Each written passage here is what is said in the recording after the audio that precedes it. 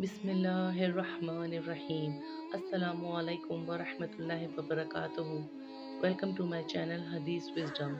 امید ہے کہ آپ سب لوگ خیریت سے ہوں گے۔ آج ہم کتاب وحی کے بیان میں صحیح بخاری حدیث نمبر 7 کا پارٹ 2 شروع کرتے ہیں۔ وہ تمہیں کس بات کا حکم دیتا ہے؟ میں نے کہا، وہ کہتا ہے کہ صرف ایک اللہ ہی کی عبادت کرو، اس کو کسی کا شریک نہ بناؤ، اور اپنے باپ دادا کی شرک کی باتیں چھوڑ دو، اور ہمیں نماز پڑھنے، سچ بولنے، پرہیزگاری اور صلہ رحمی کا حکم دیتا ہے۔ یہ سب سن کر پھر ہرقل نے اپنے ترجمان سے کہا کہ ابو سفیان سے کہہ دے کہ میں نے تم سے اس کا نسب پوچھا تو تم نے کہا کہ وہ ہم میں اعلیٰ نسب ہے، اور پیغمبر اپنی قوم میں اعلیٰ نسب ہی بھیجے جایا کرتے ہیں۔ میں نے تم سے پوچھا کہ دعویٰ نبوت کی یہ بات تمہارے اندر اس سے پہلے کسی اور نے بھی کی تھی؟ تو تم نے جواب دیا کہ نہیں۔ تب میں نے اپنے دل میں کہا کہ اگر یہ بات اس سے پہلے کسی نے کہی ہوتی تو میں سمجھتا کہ اس شخص نے بھی اسی بات کی تقلید کی ہے جو پہلے کہی جا چکی ہے۔ میں نے تم سے پوچھا کہ اس کے بڑوں میں کوئی بادشاہ بھی گزرا ہے؟ تم نے کہا کہ نہیں۔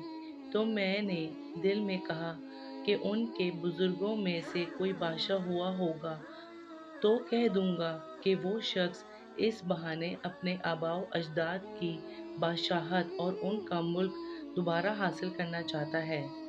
اور میں نے تم سے پوچھا کہ اس بات کے کہنے یعنی پیغمبری کا دعویٰ کرنے سے پہلے تم نے کبھی اس کو دروغ گوئی کا الزام لگایا ہے؟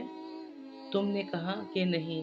تو میں نے سمجھ لیا کہ جو شخص آدمیوں کے ساتھ دروغ گوئی سے بچے وہ اللہ کے بارے میں کیسے جھوٹی بات کہہ سکتا ہے۔ اور میں نے تم سے پوچھا کہ بڑے لوگ اس کے پیرو ہوتے ہیں یا کمزور آدمی؟ تم نے کہا کمزوروں نے اس کی اتباع کی ہے۔ تو دراصل یہی لوگ پیغمبروں کے تابعین ہوتے ہیں۔ میں نے تم سے پوچھا کہ اس کے ساتھی بڑھ رہے ہیں یا کم ہو رہے ہیں؟ تم نے کہا وہ بڑھ رہے ہیں، اور ایمان کی کیفیت یہی ہوتی ہے حتیٰ کہ وہ کامل ہو جاتا ہے۔ اور میں نے تم سے پوچھا کہ آیا کوئی شخص اس کے دین سے ناخوش ہو کر مرتد بھی ہو جاتا ہے؟ تم نے کہا نہیں۔ تو ایمان کی خاصیت بھی یہی ہے، جن کے دلوں میں اس کی مسرت رچ بس جائے وہ اس سے لوٹا نہیں کرتے۔ اور میں نے تم سے پوچھا کہ وہ کبھی عہد شکنی کرتے ہیں؟ تم نے کہا نہیں۔ پیغمبروں کا یہی حال ہوتا ہے، وہ عہد کے خلاف ورزی نہیں کرتے۔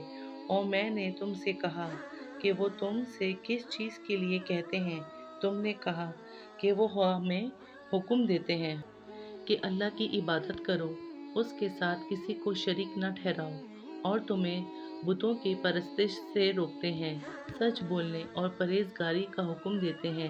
لہٰذا اگر یہ باتیں جو تم کہہ رہے ہو سچ ہیں تو عنقریب وہ اس جگہ کا مالک ہو جائے گا کہ جہاں میرے یہ دونوں پاؤں ہیں۔ مجھے معلوم تھا کہ وہ پیغمبر آنے والا ہے، مگر مجھے یہ معلوم نہیں تھا کہ وہ تمہارے اندر ہوگا۔ اگر میں جانتا کہ اس تک پہنچ سکوں گا تو اس سے ملنے کے لیے ہر تکلیف گوارا کرتا۔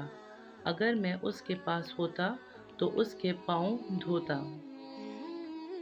اگر ویڈیو اچھی لگی تو لائک، سبسکرائب اور شیئر کرنا مت بھولیے گا۔ صحیح بخاری حدیث نمبر 7 کا پارٹ 3 اگلی ویڈیو میں اپلوڈ ہوگا کیونکہ حدیث نمبر 7 لمبی ہے۔ اللہ آپ سب کو اپنے حفظ و امان میں رکھے، آمین۔ ملتے ہیں اگلی ویڈیو میں، تب تک کے لیے اللہ حافظ۔